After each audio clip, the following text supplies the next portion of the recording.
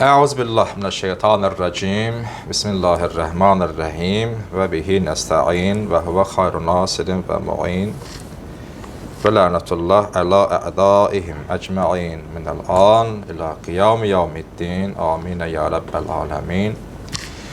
Rabbi şrahli sadri ve yessirli emri ve hlul uqdeten min lisani yefqahu qavli. Olmuş şeytanın şerrinden Allah'a sığınıram. Rəhman, Rəhim olan Allahın adıyla. Allahın salam və salavatı olsun Peyğəmbər və onun pak əhl-i beytinə. Salam əziz tələbələr və bizi izləyən dəyərli həmvətənlərimiz, hər birinizi xoş gördük. Cəmiyyət və tarix, sosioloji dərslik dərsində.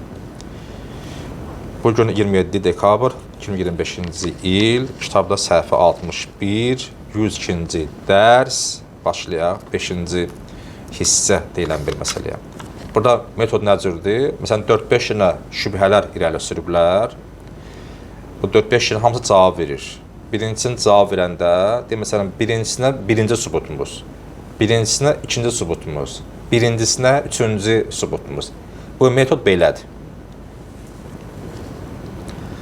O dəfə 6-cısı deyilən məsələ oxuduq. Orada şübhə vardı, bir şübhəyə bir növ 6 dənə cavab verdik. İndi başlayıb birinci hissə. Yeni bir mövzu sanki. İndi mən çalışacağım bunu, mesela bu birinci yazana qədər oxuyum. Çünki ikinci oxuma həm vaxt olmayacaq, həm də uzundur. Mağı dərs həqiqətən mən bu dərsə çox xoşum gəlir, çünki cəmiyyət. Cəmiyyəti tanısaq, yaxşı fəaliyyət göstərmək olar. Birinci hissə. Qur'anın bir neçə ayəsində tarixin aqibəti, deyirlər, aqibətiniz xeyir. Aqibət yəni ki, axır, son. Biz deyir, məsəl üçün, abatun xeyir ləhcəmizdə. Yəni, Allah axırı xeyirli eləsin. Yaxşı duadır bu. Tarixin axırı necə oldu?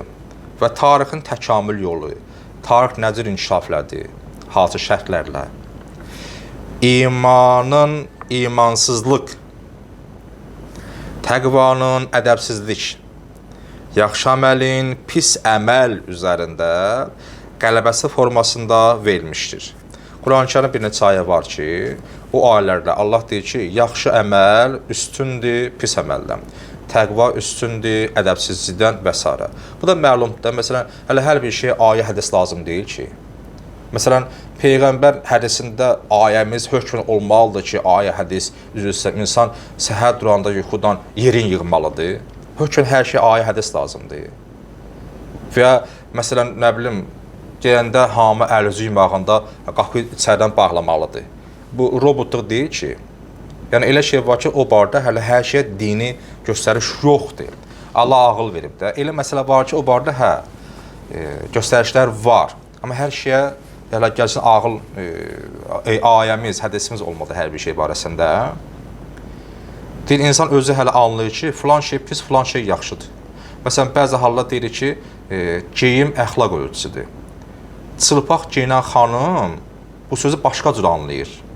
Düşünür ki, yəni bu saça geyibsə, deməli, əxlaqsızdır ünvana deyirik. Yox, əxlaqsızlıq hələ sırf o başqa mənada deyil ki, əxlaqsızlıq hələ insan düşüncəsində ola bilər, baxışında ola bilər və bu geyim yavaş-yavaş insanı başqa-başqa çirkin əməllər apara bilər və s.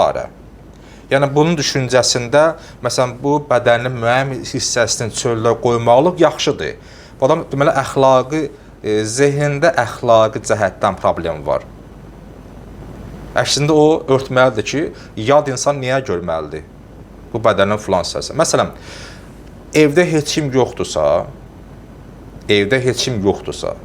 insan çılpaq kəssə, haram iş görür?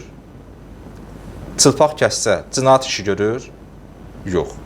Və niyə gəzmir çılpaq? Əgər əxlaq deyək, o geyim məsələsi ilə kim ki qəbulləmir, o götürsək. Biz deyir, belə, əxlaq, geyim əxlaq göstəricisidir də. Çünki yavaş-yavaş mənim təsir qoyur. Və əxlaq göstərici nəinki bu çılpaq geyirsə, deməli, üzrəsəm, əxlaqsız da pozğunla məşğuldur. Yox, o mənada deyil. Hələ sırf o deyil.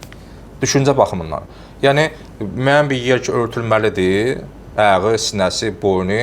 Məsələn, o göstərirsə hamıya, yəni bu əxlaqi cəhətdən necə uyğun gələ bilər? Axı bu sən öz bədəninə olan hörmətin və özünün məhrəmindir. O görməli deyil kimlərsə.